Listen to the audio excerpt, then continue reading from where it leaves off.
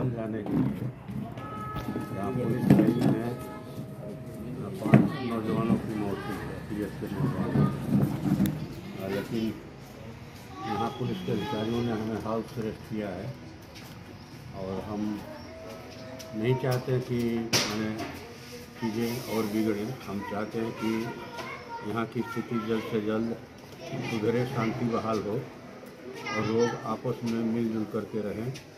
और उनकी ये एकता सदियों पुरानी है, जिसको आज सचेतन रूप से तोड़ने का प्रयास किया जा रहा है। देश में एक ऐसी सरकार चल रही है पिछले 11 सालों से, जो रोजगार के वादे के साथ सत्ता में आए थे, जो 15 लाख रुपया हर किसी के खाते में भेजने के वायदे के साथ आए थे, जो डीजल पेट्रोल की महंगी कीमतों को कम करने के वायदे के साथ आए थे।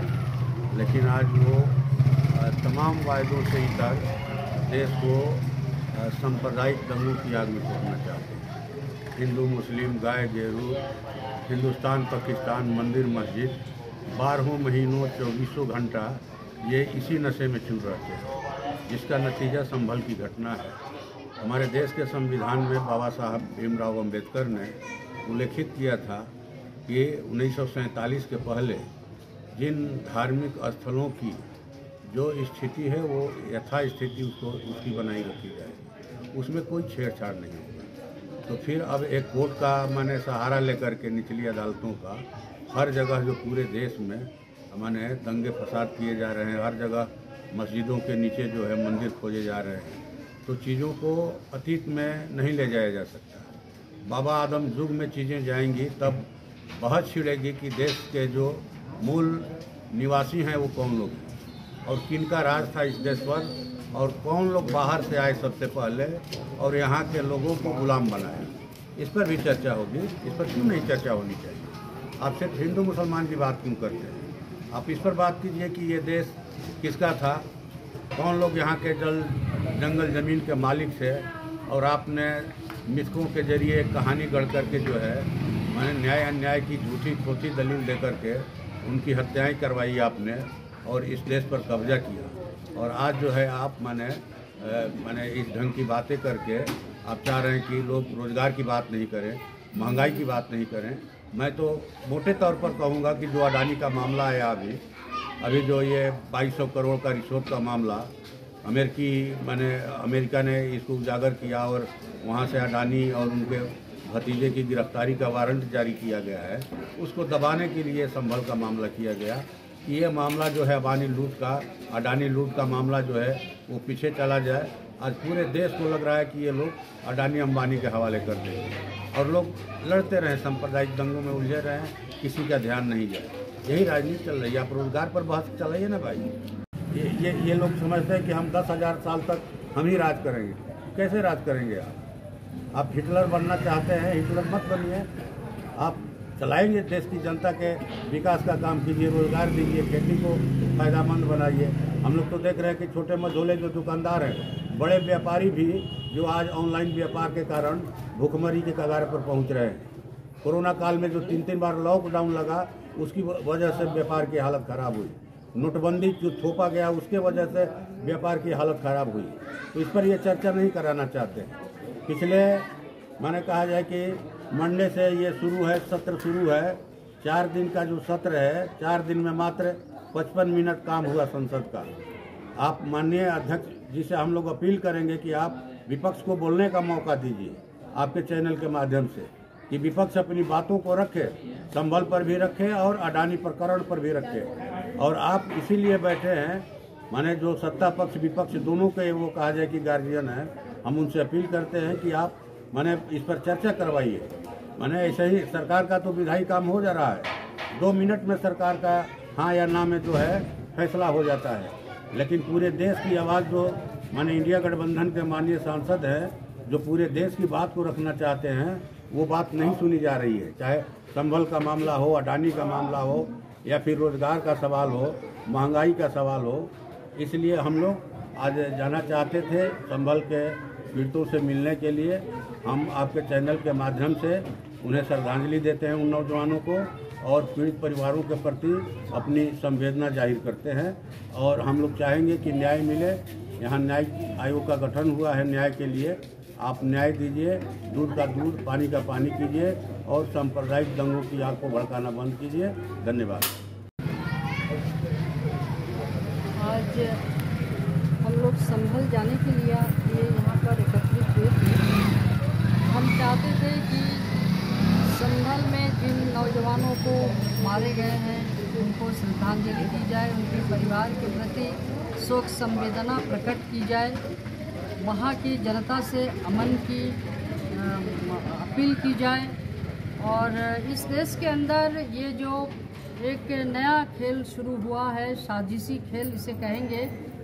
एक तरफ जो है संभल में मुग़ल कालीन मस्जिद को मंदिर, हरिहर मंदिर बता करके एक निचली अदालत में कौन सा अपील दायर की गई और उसमें कुछ आदेश हुआ और उसके बाद इस मस्जिद की सर्वे भी हो गई। और उसके बाद ये जो लोग सर्वे करने के लिए दोबारा जा रहे थे, जिसमें प्रशासनिक अधिकारी शामिल थे, और उस सर्वे टीम में जो दोबारा सर्वे करने जा रही थी, उस टीम में जय श्री राम के नारे लगाते हुए लोग चल रहे थे।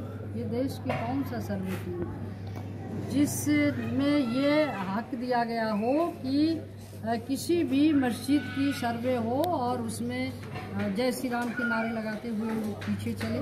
पहले तो ये संविधान के धारा का उल्लंघन है जो 1955 में जो बनाई गई थी, जो 1988 में 1991 में जो कानून बना था कि जो धार्मिक स्थल जिस रूप में है उसको उसी रूप में रहने दिया जाएगा, उसके साथ कोई छेड़खानी नहीं की जाएगी। तो वो निचली अदालत ने कैसे ये आदेश दे दिया, एक नंबर बात। दूसरी नंबर बात ये है कि ये सर्वे टीम के साथ किस तरीके से जय श्री राम के नारे लगाते हुए लोग जा रहे थे, उनको रोका क्यों नहीं गया? और जब वो सर्वे टीम वहाँ पर पहुँची जय श्री राम के नारे लगाते हुए, और उसके बाद ये जो संभल के सांप्रदायिकता, जिसको हम नहीं कहेंगे क्योंकि वहाँ कोई हिंदू मुस्लिम दंगा नहीं हुआ है, वहाँ पुलिस की गोली से लोग मारे गए हैं।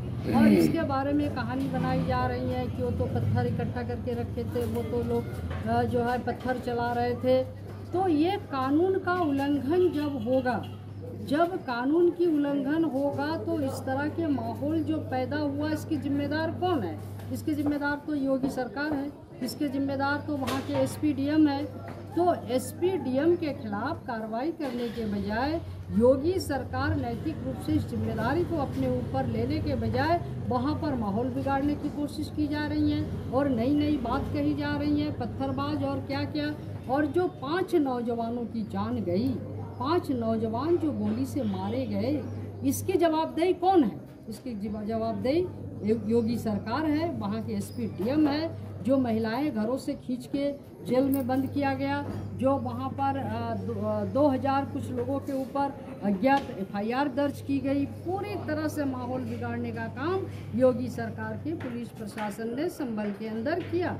हम तो जा रहे थे कि उस स्थिति को जानकारी किया जाए, जो सच्चाई है उसको सामने लाया जाए, लेकिन हमें यहाँ पर नज़रबंद कर दिया गया, हमें यहाँ पर घेर लिया गया। हमारे कॉमरेड रोहतास जी के मकान पर हमें मकान से बाहर नहीं निकलने दिया गया। इससे चीज़ें छुपेंगी नहीं, इससे चीज़ें नहीं छुपेंगे। अगर ये देश संविधान के तहत नहीं चलेगा तो ये देश हिंदू मुस्लिम बनाने पर नहीं चलेगा। क्योंकि आप ऐसा क्यों कर रहे हो ये हम जानते हैं। अभी हाल में जो अडानी मामला सामने आया है, अभी जो आप किसानों को ज़मीन से बेदखल करने की साजिश रच रहे हो, अभी जो महंगाई और बेरोज़गारी चरम सीमा पर बढ़ गई हैं, और मैं बताऊं आपको कि महिलाओं के ऊपर अपराध में उत्तर प्रदेश देश में नंबर 1 है।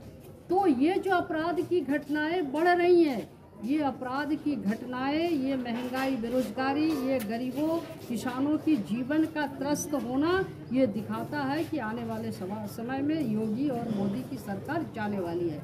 इसलिए बुनियादी मसलों से, सवालों से ध्यान को हटाने के लिए इसके खिलाफ उठ रहे जो विक्षोभ है, इसको दबाने के लिए ये हिंदू मुस्लिम का खेल खेला जा रहा है। और अभी हमने सुना कुछ दिन पहले कि अजमेर शरीफ जो कि बहुत ही प्राचीन दरगाह है और उस दरगाह के खिलाफ भी एक कोई अपील दायर की गई है। तो ये पूरे देश के अंदर गली मोहल्लों कुचों में, गली कुचों में आप मस्जिदों को ढूंढ ढूंढ के अपील दायर करते जाओगे और गली गली में दंगा कराओगे, ये खेल नहीं चलेगा।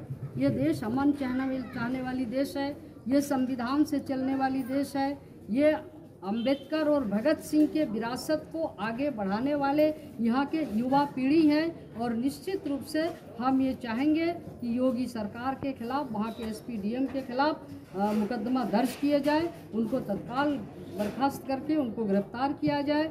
पीड़ित जिनके परिवार में 5 हत्याएं जो नौजवानों की हुई हैं, उनके परिवार को पर्याप्त मुआवजा दिया जाए और सरकारी योजना के तहत उनके परिवार के लोगों को रोजगार दिया जाए। जो महिलाएं घरों से खींच के बंद किए गए हैं, उनको तत्काल बिना शर्त रिहा किया जाए और 2000 लोगों सहित वहाँ के जो एमपी है उनके ऊपर जो एफआईआर दर्ज की गई है, उन सबको बिना शर्त रिहा किया जाए। और इस जो हत्या और ये जो घटना है, संभल की हिंसक घटना, इनको हम सांप्रदायिक दंगा नहीं कहेंगे, इस हिंसक घटना के जिम्मेदार योगी सरकार है। इसलिए योगी सरकार को तत्काल इस घटना पर रोक लगाने के लिए तत्काल प्रभावी कदम उठाना चाहिए और नैतिक जिम्मेदारी लेते हुए अपने पद से इस्तीफा देना चाहिए। और पूरे उत्तर प्रदेश में और पूरे देश में इस तरह से निचली अदालतों में जो अपील करने का संघियों का जो षड्यंत्र चल पड़ा है, इसको तत्काल रोका जाना चाहिए और संविधान के धारा को, संविधान का पालन होना चाहिए।